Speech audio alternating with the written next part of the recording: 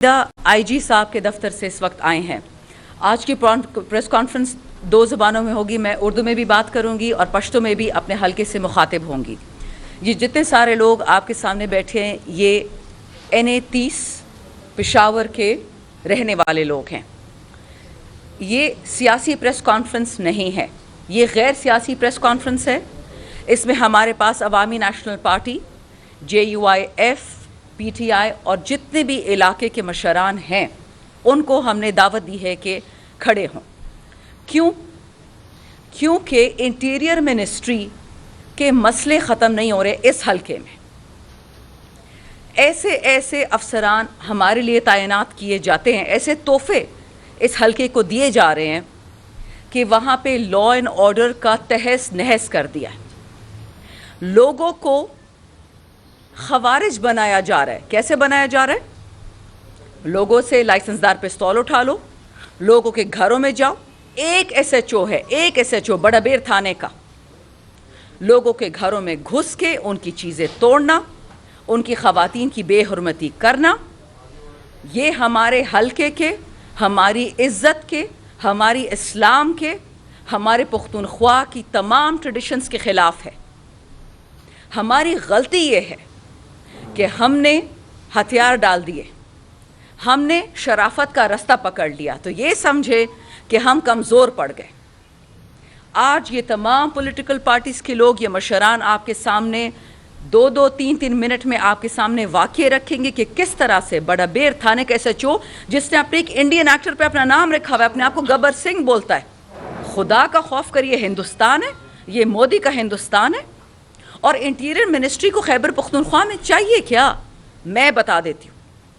मेरे हलके में हसन खेल में गैस, कोयला और तेल, उनके ज़खायर मिलने की खबरें, और जब ये खबरें फैलती हैं मीडिया पे, ओ जी, पहले पुलिस गर्दी शुरू हो जाती है, फिर दहशतगर्द पहुंच जाता है, और फिर वो बाकी लोग आ जाते हैं, जी बाड़े लगा लो, हमें तो यहाँ ऑपरेशन करने हैं। ये याद रखें, अगर कल सुबह 8 बजे तक इस SHO बड़ाबेर को मुअत्तल नहीं किया गया, हम कल पूरा कोहाट रोड बंद करेंगे।